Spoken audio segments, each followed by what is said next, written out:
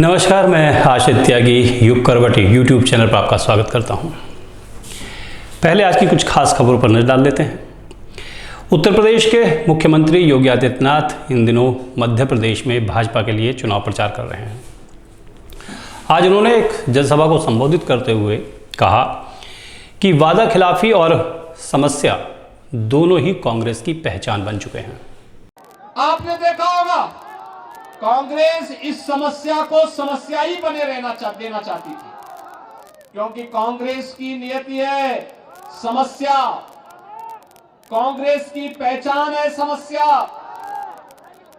आजादी के 70 वर्षों तक वो देश को समस्या देती रही।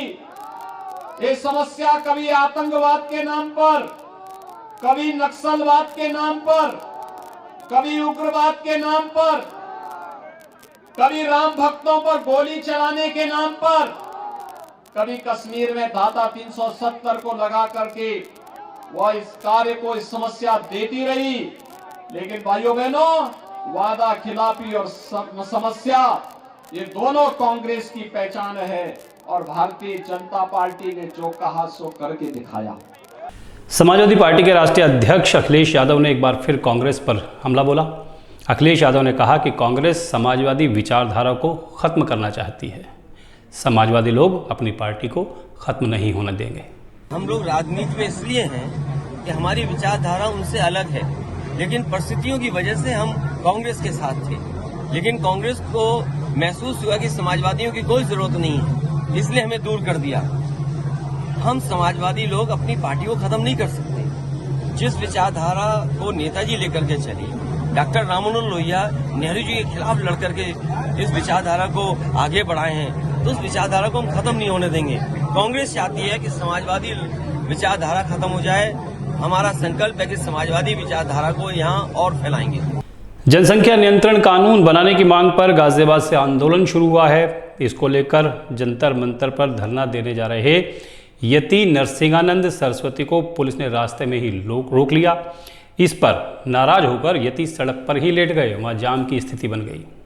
जनसंख्या नियंत्रण कानून की मांग को लेकर गाजियाबाद से एक आंदोलन शुरू हुआ है, जिसमें कई दिन से धरना प्रदर्शन किया जा रहा था। इस आंदोलन में शामिल होने के लिए डासना के देवी मंदिर के महंत और महामंडलेश्वर यति नरसिंहानंद सरस्वती आज दिल्ली के लिए चले, जिन्हें दिल्ली यूपी बॉर्डर पर रोक लिया और पुलिस ने हिरासत में ले लिया। धरने पर जाने की अनुमति नहीं मिलने के कारण पुलिस ने उन्हें रोक लिया था। पुलिस की इस कार्रवाई से नाराज होकर यति नरसिंहानंद सड़क पर ही लेट गए। इससे डीएमई पर जाम की स्थिति उत्पन्न हो गई। मौके पर मौजूद पुलिस ने कड़ी मशक्कत के बाद जाम खुलवाया। जनसंख्या नियंत्रण कानून की मांग को लेकर यूपी गेट पर कुछ दिन पहले भी लोग जमा हो गए थे, तब भी उन्हें दिल्ली में प्रवेश नहीं मिला था। ब्यूरो रिपोर्ट, युग करवट।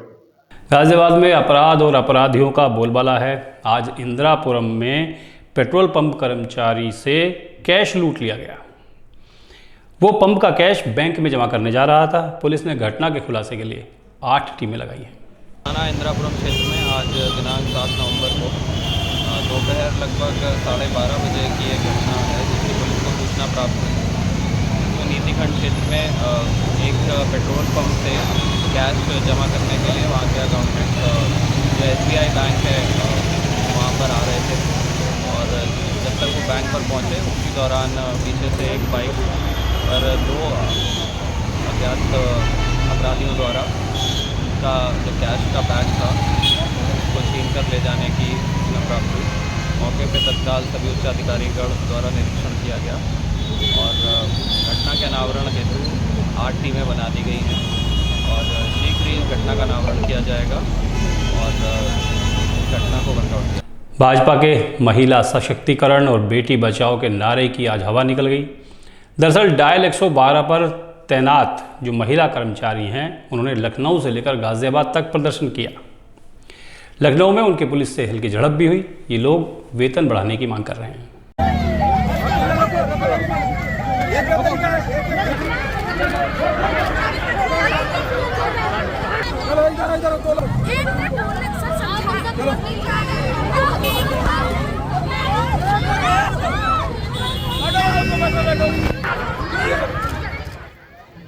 आउटसोर्स से यूपी 112 मुख्यालय में तैनात सैकड़ों महिला कर्मचारी सोमवार से ही धरने पर बैठ गई थी। ये महिला कर्मचारी अपना वेतन बढ़ाने की मांग कर रही हैं। पुलिस अफसरों ने उन्हें समझाने का प्रयास किया, लेकिन प्रदर्शन खत्म नहीं हुआ और आज मंगलवार की सुबह प्रदेश के कई जिलों में डायल 112 की महिला कर्मचारियों ने प्रदर्शन किया।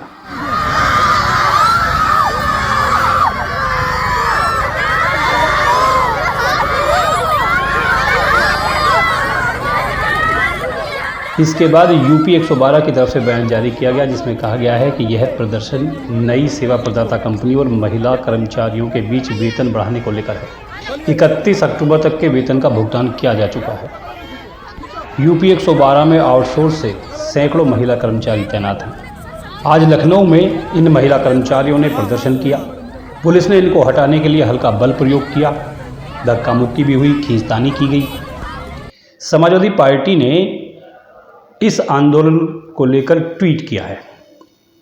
अखिलेश यादव ने कहा है कि भाजपा का बेटी बचाओ अभियान किस तरह चल रहा है, ये आज लखनऊ की सड़कों पर देखने को मिला।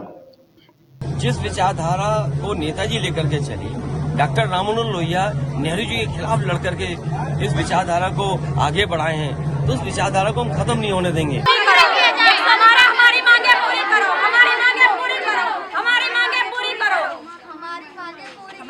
गाजियाबाद में भी डायल 112 में तैनात सैकड़ों महिला संविदा कर्मी आज हड़ताल पर रहीं। उन्होंने कंट्रोल रूम के मेन गेट के पास धरना प्रदर्शन किया। गाजियाबाद में भी अधिकारियों ने इन महिला कर्मचारियों को समझाने का प्रयास किया, लेकिन वो सफल नहीं हो सके। महिलाओं ने घंटों तक प्रदर्शन किया। जो कि हम कांस्टेबल की जगह काम करते हैं, हमें रखा गया है यहाँ पे काम करने के लिए, लेकिन हमारी सैलरी रत्ती भर भी नहीं है। हम पिछले 5-7 साल से यहाँ पे ऐसी भी सीओज है जो पिछले 5 और 7 साल से यहाँ जॉब कर रही हैं, लेकिन उनका एक पैसा आज तक नहीं बढ़ा है। आज हमने मांग की है, आवाज़ उठाई है, तो हमें दबाया जा रहा है, रोका जा रहा है, हमें थ्रेट किया जा रहा है, धमकी दी जा रही है कि नौकरी खो दोगे, आपके ऊपर मुकदमा किया जाएगा, आपकी ज़िंदगी बर्बाद हो जाएगी। अगर हम अपने लिए आवाज़ उठा रहे हैं और ये हमें इसके लिए धमकी दी जा रही है, क्या यही है सब कुछ हमारे लिए? इसके लिए हम अपनी पूरी यूपी की रक्षा कर रहे हैं। ब्यूरो रिपोर्ट, युग करवट। गाजियाबाद में नगर निगम कार्यकारिणी की बैठक हुई, इसमें पूरक बजट पेश किया गया। इसके अलावा विकास कार्यों से संबंधित 19 प्रस्ताव भी रखे गए। कूड़ा कलेक्शन के लिए नई गाड़ियां खरीदने के प्रस्ताव को मंजूरी मिल गई है। गाजियाबाद नगर निगम कार्यकारिणी की आज महत्वपूर्ण बैठक हुई। बैठक की अध्यक्षता मेयर सुनीता दयाल ने की। बैठक में नगर आयुक्त विक्रमादित्य मलिक सहित कई अधिकारी उपस्थित रहे। कार्यकारिणी उपाध्यक्ष राजीव शर्मा की यह तीसरी कार्यकारिणी बैठक थी। बैठक में चालू वित्त वर्ष का बजट पेश किया गया। इसके अलावा कई अन्य प्रस्ताव भी सदन में रखे गए।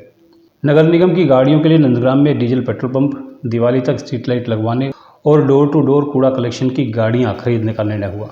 बैठक में प्रस्ताव आय में 1562.53 करोड़ का बजट रखा गया, जिसमें विक्रय प्रस्ताव 116.34 करोड़ का प्रस्ताव था।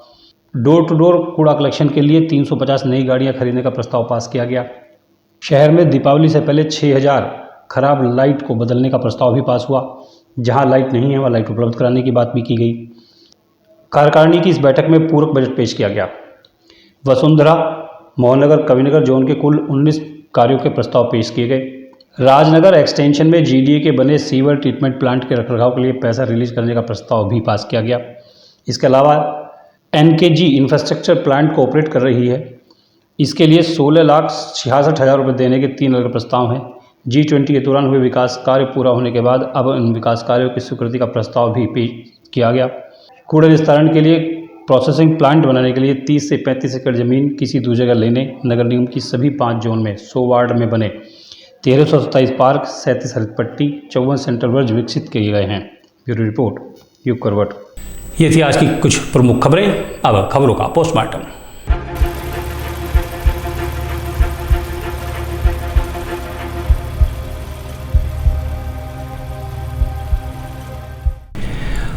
उत्तर प्रदेश की राजनीति में एक नया मोड़ पैदा हो सकता है। दरअसल अलीगढ़ ज़िले का नाम बदलने की कवायद शुरू हुई है। अलीगढ़ में नगर निगम की बोर्ड बैठक में सभी जो पार्षद हैं उन्होंने सर्वसम्मति से एक प्रस्ताव पास किया है, जिसमें अलीगढ़ का नाम बदलकर हरिगढ़ रखने का प्रस्ताव आया है, जिसे पास कर दिया गया है। इस प्रस्ताव को शासन को भेजा जा रहा है। शासन से मंजूरी मिलते ही अलीगढ़ का नाम हरिगढ़ कर दिया जाएगा। अलीगढ़ के महापौर प्रशांत सिंघल ने कहा कि बैठक में पार्षद ने एक प्रस्ताव अलीगढ़ को हरिगढ़ करने का रखा, जिसको सर्वसम्मति से पार्षदों ने पास किया। अब इसे शासन को भेजा जा रहा है। उन्होंने उम्मीद जताई है कि सरकार जल्द ही इस प्रस्ताव को स्वीकार करके अपनी सहमति देगी। 21 अगस्त को उप मुख्यमंत्री केशव प्रसाद मौर्य ने अलीगढ़ जिले का दौरा किया था। उस दौरान ही उन्होंने अलीगढ़ का नाम बदलने के संकेत भी दिए थे। भाषण के दौरान उन्होंने जय श्री राम, कल्याण सिंह बाबू अमर रहे के नारे लगाए थे। इस दौरान उन्होंने बोला था, अरे हरिगढ़ वालों, तेज आवाज में बोलो जय श्री राम। उनके हरिगढ़ कहने से ही तभी से ये कयास लगने शुरू हुए थे कि जल्द ही अलीगढ़ का नाम बदलने की कवायद शुरू कर देगी।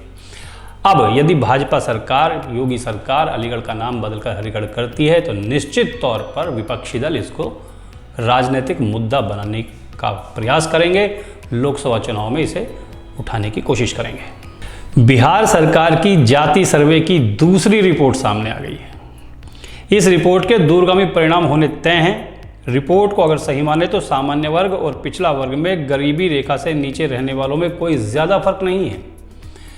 इस जो सर्वे की रिपोर्ट है वो ये कहती है कि बिहार में सामान्य जाति के लोगों की जो गरीबी की संख्या है, जो गरीब सामान्य जाति के लोग हैं, उनकी संख्या भी बहुत अधिक है।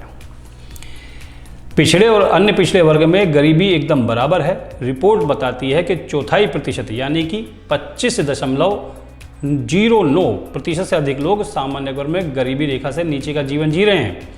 पिछड़ी जाति में ये प्रतिशत 33.16% है। आर्थिक आधार पर पिछड़े तबके के लिए आरक्षण की बात अब बेईमानी हो जाएगी, क्योंकि इस हिसाब से बिहार में भूमिहार जो राज्य की भूस्वामी जाति रही है, उसमें भी गरीबी रेखा से नीचे जीवन जीने वाले लोगों का जो प्रतिशत है वो 27.58 है। यानी कि अति पिछड़े और भूमिहार जाति में गरीबी रेखा के नीचे जो रहने वाले लोग हैं, उनकी संख्या में बहुत ज़्यादा फर्क नहीं है। तो इसलिए अगर पिछड़ों और अति पिछड़ों को इस प्रतिशत पर आरक्षण मिलता है तो सवर्णों को भी आरक्षण मिलने की बात अब उठेगी। जाति सर्वे की पहली रिपोर्ट में बिहार में रहने वाली जातियों की संख्या दी गई थी। दूसरी रिपोर्ट में गरीबी रेखा से नीचे रहने वाले लोगों की संख्या सार्वजनिक की गई है। इस रिपोर्ट के अनुसार बिहार में पिछड़ा वर्ग में 33%, सामान्य वर्ग में 25%, अति पिछड़ा वर्ग में 33%, अनुसूचित जाति वर्ग में 42%, अनुसूचित जनजाति वर्ग में 42% परिवार गरीब हैं। सामान्य वर्ग में भूमिहार सबसे ज़्यादा 25 से थोड़ा सा ज़्यादा प्रतिशत जो है वो गरीब हैं। ब्राह्मण भी 25% से ज़्यादा हैं। राजपूत 24 से 25% के बीच हैं। कायस्थ 13% के करीब हैं।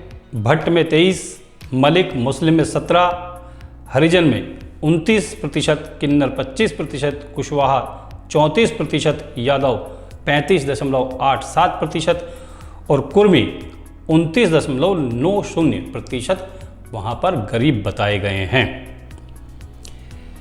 ये भी मैं आपको बता दूं कि बिहार की जो जाति की पहली रिपोर्ट आई थी, जिसमें ये बताया गया था कि किस जाति के कितने लोग हैं, उसकी ज़बरदस्त आलोचना हुई थी। कई समुदाय के लोगों को लगा था कि उनके साथ अन्याय हुआ है और कुछ समुदाय की जनसंख्या को जबरन अधिक दिखाने का प्रयास किया गया है। सामान्य रूप से जो बात कही जाती है कि जाति और समुदायों की रिपोर्ट पूरी तरह खारिज होनी चाहिए। अब ये दूसरी रिपोर्ट जो आर्थिक रिपोर्ट आई है, इसके बाद निश्चित रूप से राजनीतिक गर्मागर्मी बिहार में होने वाली है और इसकी आग जो थी, जो तपिश है इसकी, वो पूरे देश में देखने को मिलेगी, क्योंकि अब जाति के साथ साथ आर्थिक जनगणना की मांग भी हर राज्य से उठेगी। बढ़ते प्रदूषण पर सुप्रीम कोर्ट की चिंता भी सामने आई है। दरअसल आज सुप्रीम कोर्ट में प्रदूषण को लेकर सुनवाई हो रही थी, तो कोर्ट ने पंजाब सरकार को जमकर फटकार लगाई। कोर्ट ने कहा कि हर समय राजनीतिक लड़ाई नहीं हो सकती, पराली जलाना राजनीतिक मामला नहीं हो सकता, सरकार को चाहिए कि इसे तुरंत बंद कराए। अदालत ने राजस्थान को भी उचित कदम उठाने की बात कही है कि राजस्थान सरकार भी इस बारे में उचित कदम उठाए, खासकर त्यौहार पर ज़्यादा ध्यान देने की बात की गई है। सुप्रीम कोर्ट ने कहा है कि प्रदूषण का प्रबंधन करना हर किसी का कर्तव्य है। अब इस मामले में 10 नवंबर को अगली तारीख लगेगी, अगली सुनवाई होगी। अदालत ने पंजाब सरकार से बहुत ज़्यादा नाराज़गी जताई। उनसे कहा कि हम नहीं जानते आप ये कैसे करेंगे, लेकिन प्रदूषण रोकना आपका काम है, आपको करना होगा। ये भी कोर्ट ने कहा कि केवल दिल्ली एनसीआर या 1-2 प्रदेश नहीं, अगर प्रदूषण पटाखों से फैलता है तो दीपावली पर हर राज्य पर इस पर रोक लगनी चाहिए। ऑड और इवन को लेकर उन्होंने दिल्ली सरकार से भी नाराजगी जताई। सुप्रीम कोर्ट ने कहा कि ऑड और इवन नियम को दिल्ली सरकार पहले भी लागू कर चुकी है, पहले सरकार ये तय करे और बताए कि उससे कितना और क्या लाभ हुआ था। मध्य प्रदेश में चुनाव चल रहा है, हर पार्टी के बड़े नेता वहाँ प्रचार कर रहे हैं। कांग्रेस नेता प्रियंका गांधी भी मध्य प्रदेश में प्रचार कर रही हैं, सभाएं कर रही हैं। आज एक नई बात सामने आई। अपने एक भाषण में प्रियंका ने कहा कि इंदौर का खाना भारत ही नहीं पूरी दुनिया में मशहूर है, लेकिन मैं इसे खा नहीं सकती। या ये कहिए कि इंदौर से प्रियंका गांधी भूखे वापस लौटी। दरअसल प्रियंका का मूड आज बहुत हल्का था। उन्होंने बहुत हल्के फुल्के माहौल में, बहुत हल्के मूड में बातें कहीं, जिससे सभा के दौरान लोगों ने खूब तालियां बजाईं और मुस्कुराए भी।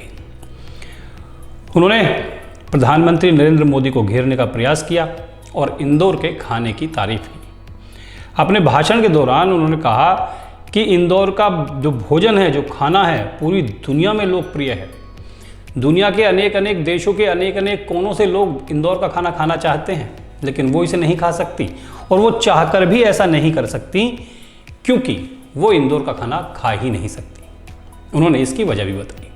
प्रियंका गांधी ने कहा कि क्योंकि वो डाइटिंग पे हैं, इसलिए इंदौर का खाना नहीं खा सकती और वहाँ से भूखे ही लौट गई। उन्होंने खजराना मंदिर से लेकर इंदौर की संस्कृति के बारे में भी लोगों से बात की। इस दौरान कांग्रेस के एक नेता ने उनको एक खाली गुलदस्ता दिया। इस पर भी प्रियंका मुस्कुराई और जनसभा के दौरान इसका जिक्र किया कि कैसे एक नेता ने उन्हें खाली गुलदस्ता दे दिया जिसमें एक भी फूल नहीं था। इस पर उन्होंने ये भी कहा कि ये गुलदस्ता भाजपा के खोखले वादों का प्रतीक है, कि जैसे ये खाली गुलदस्ता है उसी तरह भाजपा भी अंदर से खोखली है।